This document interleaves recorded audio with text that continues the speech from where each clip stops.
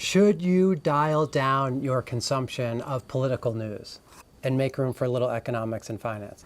I'm Ken Bauso. I'm a CFA charter holder. I spent my career on Wall Street and in the financial markets. And I do this podcast to analyze and comment on financial and economic issues in terms that can be understood by everyone, even if you're not a financial professional. Should you dial down your consumption of political news?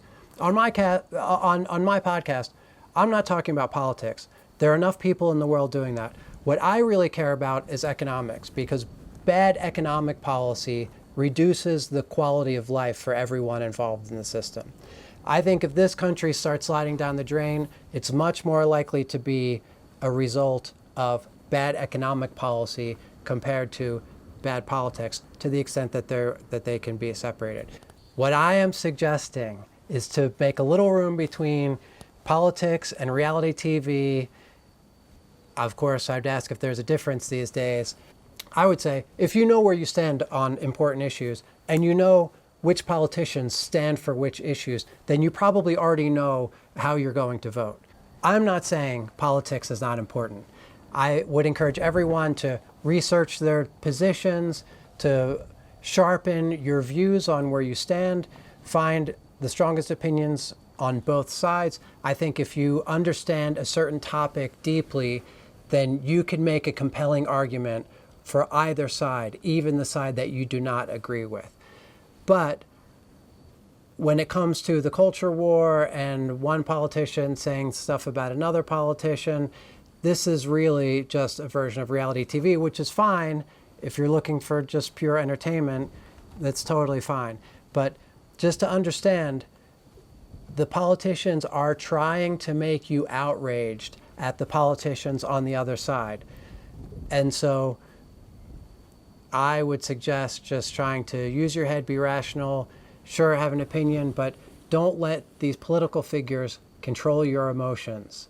You should strive to be in control of your own emotions. This is the Stoic idea that to achieve tranquility, we should seek freedom from emotional disturbance and unhappiness. But I digress. I think the way we got here is that the internet has really made the media business very difficult. And so they have figured out it's a better business model to pander to one side than it is to try and present the news in an unbiased way. So I've presented that you should make a little bit of room between politics and reality TV for a little bit more economics and finance. Why? Why make room for economics? Economics is the study of scarcity, which basically just simply means there is not enough of everything for everyone who wants it. Economics is the study of how we allocate our resources to provide the most goods and services to the most people. The net result of good policy increases this quality of life for everyone in the community, and the opposite for bad policy. So let's look at what happened in Venezuela. We're not doing that today, but are there things to be learned about what has happened and is happening in Venezuela, a completely man-made humanitarian crisis? I think these things are important. Bad policy is very dangerous. The markets are inefficient.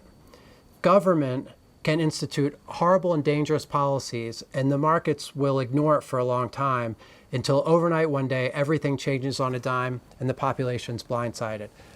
The fundamentals can slowly change for years and years and years, and the market turns on a dime. And in this case, when I'm talking about the market, I'm talking about the bond and currency markets.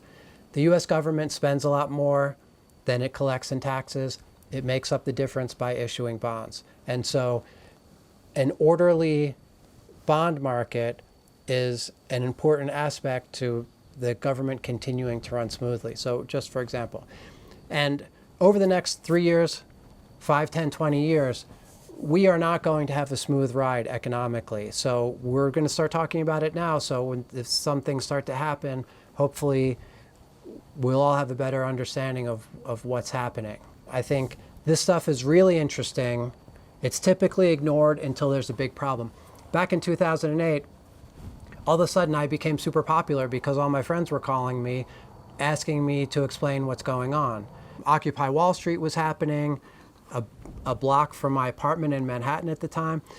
in Zuccotti Park. And when I walked around and listened to what people are saying, there were 1,001 different stories about what the problems were, but people were all over the map about what we should do about it. There's no common understanding about what the problems are and were and what the solutions should be. And what I take away from that is that people knew that something is not right, but with respect, most people don't understand the system we've built well enough to understand exactly what the problems are, and there are problems. So stay with me. We're going to think deeply about some issues, and I promise there's a bit of reality TV in the finance and economics stuff too.